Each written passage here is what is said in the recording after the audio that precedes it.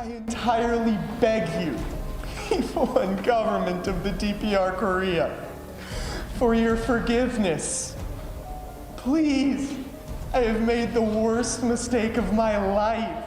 دانشجوی آمریکایی و توریستی که سفرش به کره شمالی به کابوس واقعی تبدیل شد. وارنبیر در سال 2016 به 15 سال کار سخت در اردوگاه زندانیان کره شمالی محکوم شد به دلیل جنایتی به ظاهر بی اهمیت که خیلی ها بهش معتقدن. اما وارنبیر جنایتی مرتکب نشده بود. پس از صدور حکم تمامی ارتباطات با دنیای بیرون قطع شد. با افزایش تنش‌ها بین کره شمالی و ایالات متحده باور بر این بود که اوتو به عنوان یک مهره در بازی سیاسی استفاده میشه. ایالات متحده تونست بازگشت اوتو رو بیش از 1 سال بازداشت توی کره شمالی تأمین کنه، اما وقتی برگشت کاملا متفاوت بود. وارنبیر در وضعیتی از مرگ مغزی قرار گرفت. این وحشتناک بود. به گفته والدینش دستان و پاهای او کاملا تغییر شکل داده بودند و به نظر می رسید کسی با انبرده است دندونهای پایینی اون رو جابجا کرده.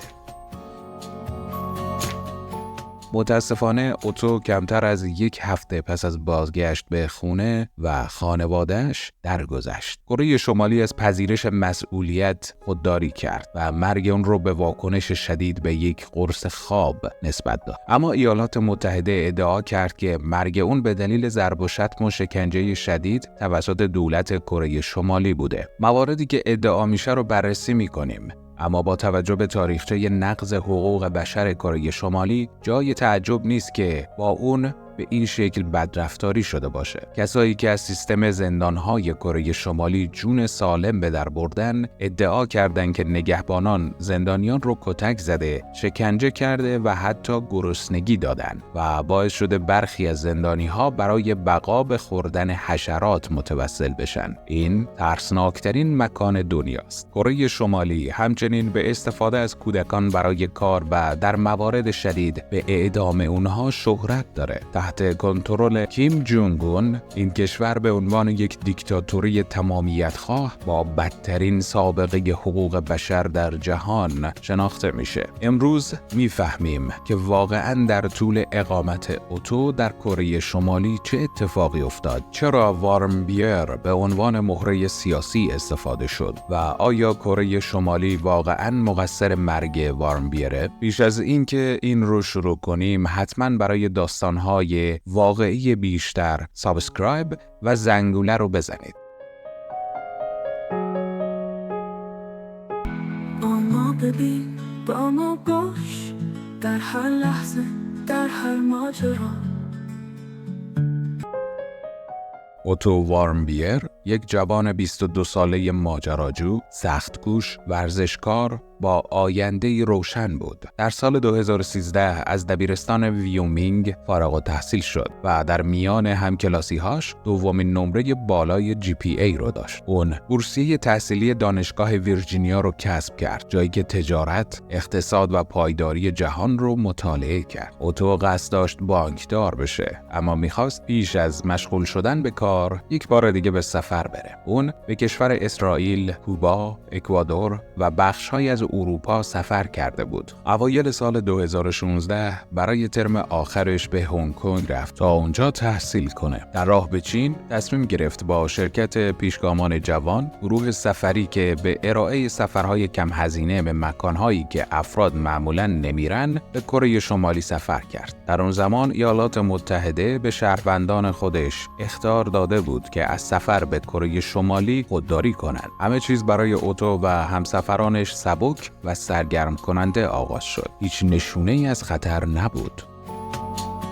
دوستان جدید اوتو اون رو دشمن امپریالیستی نامیدن تا با تابعیت آمریکایی شوخی کنن. اون یکی از 2 آمریکایی توی این سفر بود و کلاً گروهشون شامل کانادایی‌ها، استرالیایی‌ها و اروپایی‌ها بود. این آخرین فیلم شناخته شده از اوتو پیش از این که بدترین وحشت‌های زندگیش رو تجربه کنه.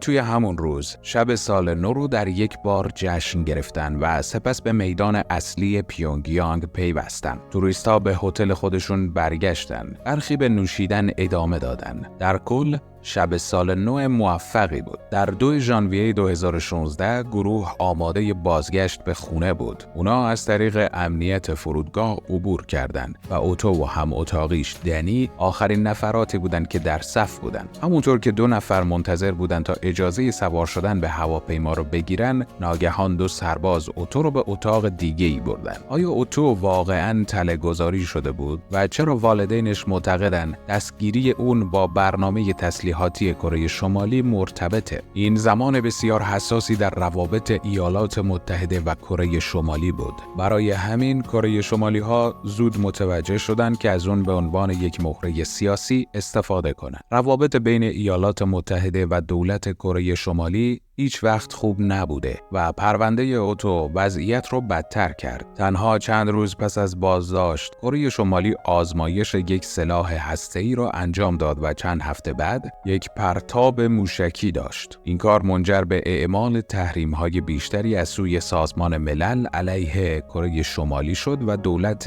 ایالات متحده با ارتش کره جنوبی برای تمرینات مشترک همکاری کرد. در پاسخ به این تمرینات مشترک، دولت کره شمالی تهدید به ضربه پیشگیرانه و تهاجمی هسته‌ای کرد. بنابراین اوتو چطور توی این ماجرا وارد شد؟ باور بر این بود که اون به عنوان مهره سیاسی استفاده شده تا محدودیت‌های واردات و صادرات رو کاهش بده و شاید روابط با ایالات متحده رو بهبود ببخشه. سال 2016 سال انتخاباتی توی ایالات متحده بود و احتمالاً دولت کره شمالی این رو به عنوان فرصتی برای بهره برداری میدید. برای بیش از 1 سال هر 2 دولت اوباما و ترامپ تلاش‌های خودشون رو برای آوردن اوتو به خونه ادامه دادن. هرچند والدین اوتو ماها نگرانی ایمنی پسرشون بودن.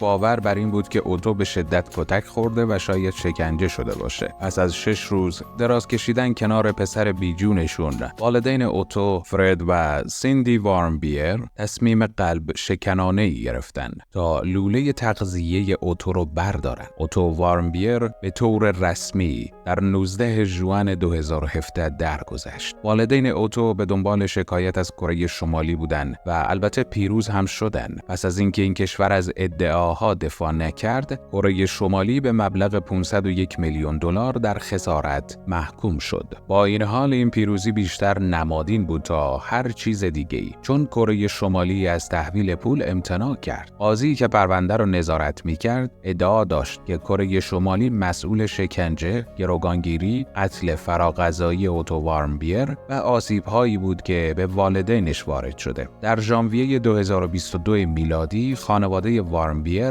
240,000 دلار دریافت کردند پس از اینکه دولت ایالات متحده دارایی‌های یک بانک کره شمالی رو مصادره کرد. با این حال هیچ مبلغی نمیتونه آسیب‌ها و رنج‌هایی که اونها تجربه کردند و همچنان تجربه خواهند کرد جبران کنه. تا به امروز فرد و سیندی مأموریت خودشون رو بر این گذاشتن که شرارت‌هایی که در مرزهای کره شمالی وجود داره رو افشا کنند. اگه برنامه‌ای برای سفر به کره شمالی دارید، از داستان اوتو به عنوان هشدار استفاده کنید. به ویژه اگه پاسپورت آمریکایی دارید. حتما ویدیوی ما درباره کره شمالی و زنی که تونسته از اونجا فرار کنه رو ببینید.